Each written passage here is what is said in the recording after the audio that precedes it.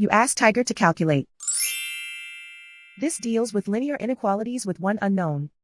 The final result is d equal or greater than -11. Let's solve it step by step. Group all constants on the right side of the inequality. Subtract 18 from both sides.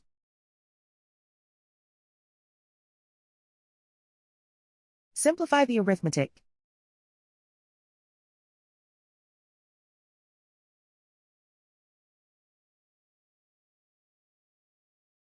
Isolate the d.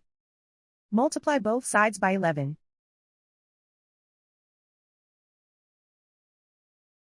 Group like terms.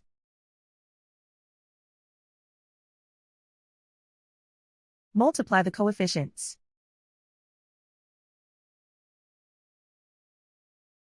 Simplify the fraction.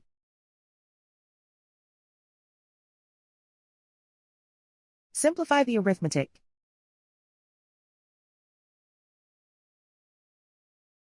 Plot the solution on a coordinate grid. And so the final result is d equal or greater than -11.